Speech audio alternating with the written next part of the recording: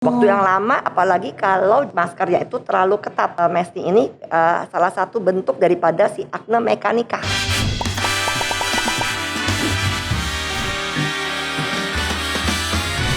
Hai, halo semuanya. Selamat datang nih di channel Denger nih persembahan Le Mineral bersama saya Ivy Batuta. Seneng banget ketemu lagi. Semoga semuanya yang menyaksikan dalam keadaan sehat selalu bersama dengan keluarga dan juga bahagia ya. Saya happy banget karena hari ini topiknya berbeda. Tahu kan ya, kita masih berada di pandemi dan ini sudah lebih dari 1 tahun.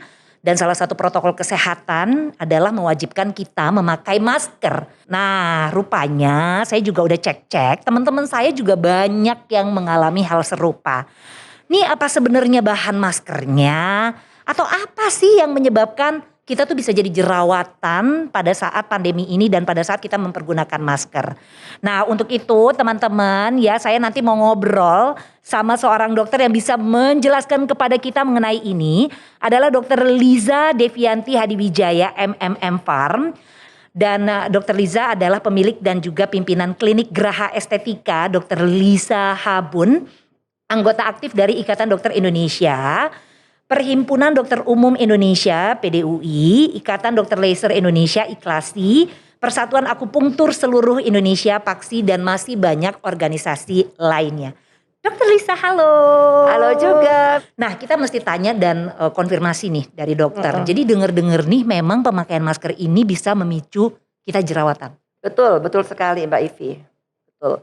Jadi sekarang kan lagi masa pandemi ya, penggunaan masker itu sudah diwajibkan ya, baik oleh WHO juga.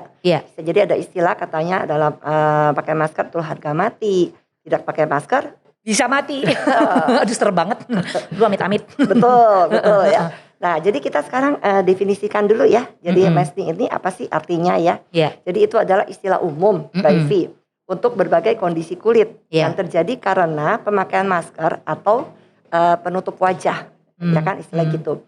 Nah, itu bisa beberapa kondisi itu dijabarkan bisa jerawat, ya kan, atau istilah medisnya itu akne vulgaris. Terus ada lagi istilah namanya itu adalah rosacea. Nanti akan saya jabarkan. Iya, rosacea. Ya, terus udah gitu adalah dermatitis kontak. Dan yang terakhir adalah folikulitis. Nah, kita sekarang bahas jerawat nih, karena ini yang paling umum kan orang pasti kalau datang pasien-pasien pasti jerawatan dok, jerawatan gitu karena masker, bisa gitu istilah gitu kan. Nah, jadi jerawat itu adalah terjadi karena kondisi kulit itu kulit kita kan ada pori ya, di pori-pori itu tersumbat oleh si lemak dari kulit mati sama kotoran, istilahnya gitu kan. Nah, itu bisa dipicu oleh salah satunya karena pemakaian masker. Nah, itu bisa timbul jerawat, bisa lagi ada istilah kalau pernah dengar mungkin ya komedo putih. Ya itu komedo, betul. Banyak banget nih di bawah hidung. Ya, ada juga komedo hitam. Jadi black head, white head gitu istilahnya. Iya, semuanya saya punya tuh dok. Punya. Yang hitam, yang putih, pokoknya semuanya ada. Lengkap ya. Lengkap. Sebel ya, kok lengkapnya jerawat gitu. Iya, oke. Nah, terus yang kedua itu yang tadi kita bahas rosacea.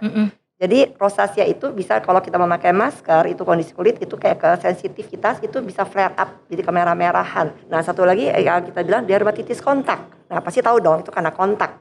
Kontak itu karena si masker itu. Jadi si yang pemakai masker itu dia mempunyai sifat udah alergik gitu. Jadi dia udah sensitif terhadap si bahan maskernya. Nah, jadi kontak itu istilahnya. Nah, itu dia bisa menjadi kayak ruam-ruam merah, juga bisa gatel, istilah gitu kan, atau bersisik kulitnya, jadi sangat mengganggu ya istilahnya. Jadi kalau istilah awam tuh eksim gitu loh, ya. Nah, terus satu lagi folikulitis, Mbak Ivy. Nah, jadi folikulitis itis itu radang, artinya folikul itu adalah kelenjar rambut. Jadi di kulit kita itu kan di dermisnya ada kelenjar rambut, tertutup oleh si masker. Jadi mulailah dia infeksi.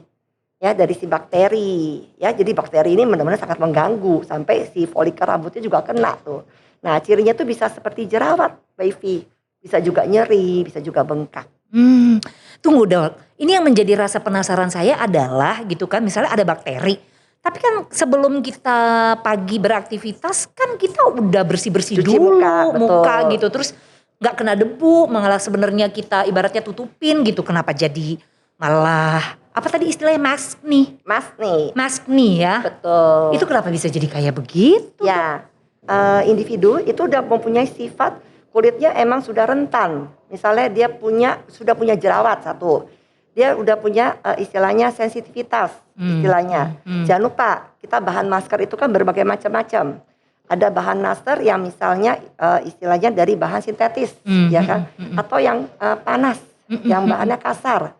Nah, jadi dipicu oleh juga kita nafas. Kita kan pernafasan. Nah, jadi dengan pernafasan itu berarti kan meningkatkan apa, Mbak? Meningkatkan kelembapan di dalam masker tersebut. Jadi masker ini kan bersentuhan langsung dengan si kulit istilahnya.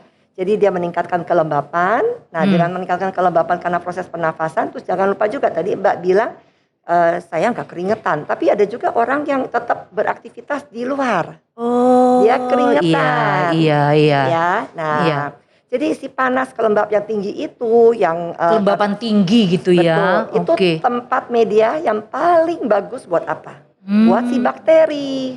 Oh alah. Nah, bakteri daripada si P. acne itu. Jadi kalau di masyarakat dengar-dengar nih bahwa penggunaan masker dalam waktu yang cukup lama itu bisa memicu maskne atau jerawat ya itu benar berarti ya? Betul, waktu yang lama apalagi kalau jerawatnya atau maskernya itu terlalu ketat. Nah, itu ada istilah lagi maskne ini salah satu bentuk daripada si acne mekanika. Kenapa disebut mekanika? Karena mekanik itu kan suatu iritan tuh, dia gesekan istilahnya. Jadi dia selalu si masker ini menggesek si kulit istilahnya. Nah, itu banyak terjadi karena pemakaian masker yang ketat sama terlalu lama. Itu banyak dialami oleh kayak kami ini tenaga medis ya atau frontliner ya kan. Nah, karena dia pemakaian yang terlalu lama dan maskernya ketat, Mbak. Iya, karena kan emang harus ketat ya supaya bisa melindungi kita ya. Betul. Sebenarnya istilahnya bukan terlalu, tapi pas. Iya, bukan terlalu ya. Iya. Tapi memang pas lah, fitted gitu Pas, ya. betul. Oke. Nah, kalau gitu apa nih treatment yang paling tepat gitu loh, Dok, supaya misalnya nih ya kita itu kepinginnya sih ya kan mengikuti protokol kesehatan dong ya dokter. Betul. Tapi ya bagaimana ini tiba-tiba banyak jerawat dan menimbulkan problema. Ya, jadi treatment yang paling tepat untuk terjadinya maskne ini, kita harus tahu kondisi kulit kita dulu. Nah, kalau kulit kita sudah menjadi pemicu nih, rentan terhadap si maskernya ini, istilahnya gitu.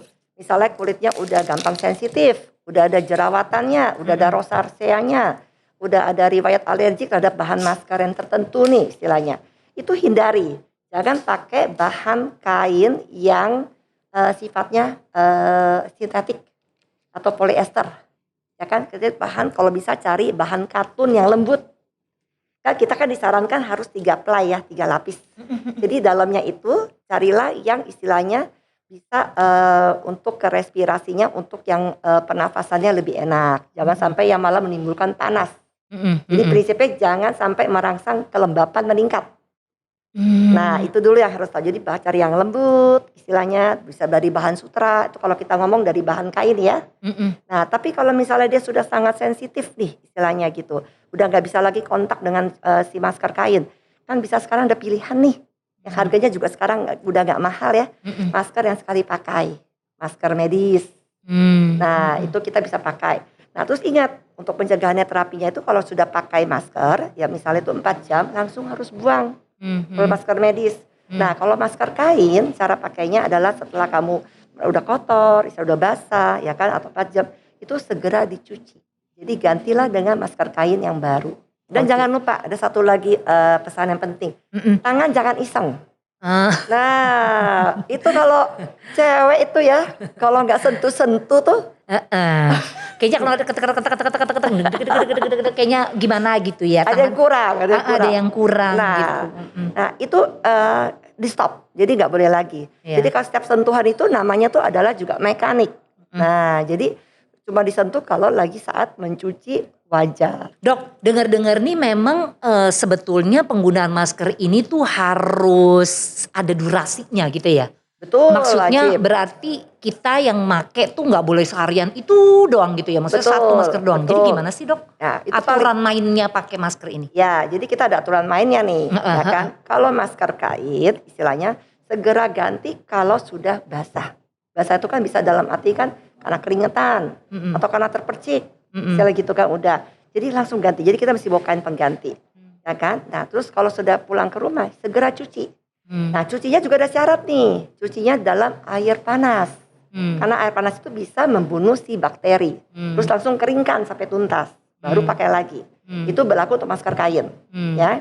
Jadi kita kalau kemana-mana minimal harus bawa 2 atau 3 masker lah buat pengganti ya, cadangan. Ya denger-denger nih kan di luar sana sebenarnya ada yang mikirnya itu masker medis, tapi sebenarnya itu bukan masker medis. Jadi yang disebut masker medis itu kayak apa sih dulu?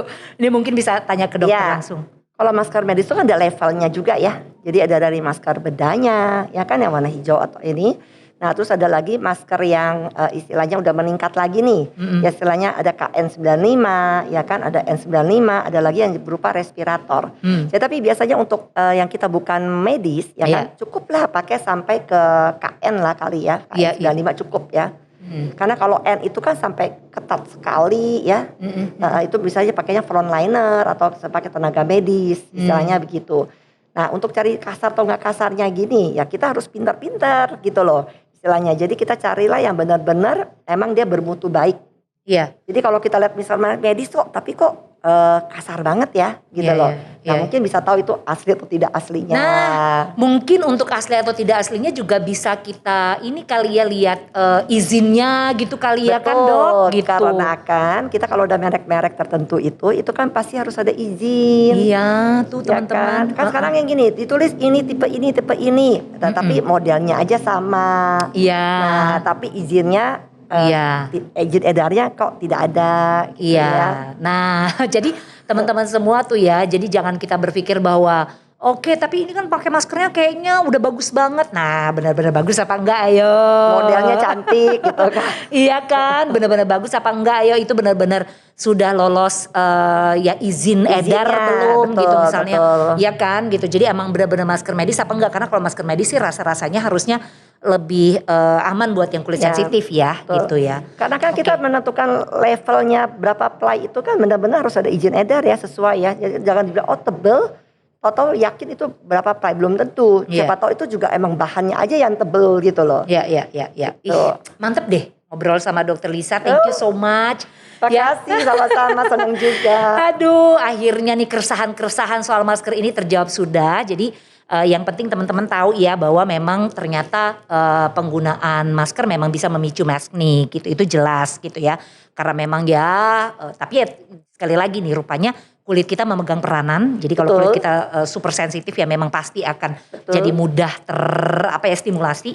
Kemudian yang kedua yang paling harus diingat lagi itu adalah bahwa kita harus memilih masker yang tepat gitu memang. Betul ya, sekali. Masker yang tepat dan kemudian yang ketiga itu adalah kita juga harus tahu perawatan masker dan perawatan wajah kita juga yang tepat itu seperti apa. Betul. Ya, siap dokter. Terima kasih sudah diingatkan sama-sama, ya kita semua di sini. Pokoknya buat teman-teman semua kita doakan supaya Dokter Lisa dan juga para tenaga kesehatan lainnya semua diberikan kesehatan supaya bisa menjaga kita-kita. Betul, supaya pandemi segera selesai ya. Betul, dokter juga dan nakes lainnya juga selalu dalam keadaan sehat bersama dengan keluarga. Dan saya juga ingin mengingatkan bahwa kita semua itu harus selalu mematuhi protokol kesehatan. Ada 5M masih ingat. Yang paling utama adalah mencuci tangan selalu, kemudian memakai masker, menjaga jarak. Tidak lupa juga untuk menghindari kerumunan, mengurangi mobilitas. Dan menjaga daya tahan tubuh ya. Nutrisi yang kita konsumsi dan jangan lupa rutin nih ya minum air mineralnya setiap hari. Jangan sampai lupa. Dokter Lisa thank you. Sama-sama Mbak Ivi, terima kasih juga. Sampai ketemu di lain kesempatan. Semoga bermanfaat. Iya bermanfaat sekali. Ya makasih. Ya nah ini buat teman-teman semua yang menyaksikan. Pokoknya nonton episode-episode seru di channel Denger nih persembahan dari Le Mineral. Jadi silakan saja kalau misalnya punya pertanyaan diajukan saja di kolom komentar. Pokoknya kita akan upayakan untuk bisa menjawab semua pertanyaan yang ada ya. Jangan lupa juga Denger nih ini sebetulnya ada di YouTube, ada TikToknya juga ya kan. Jangan lupa subscribe, follow, dan like.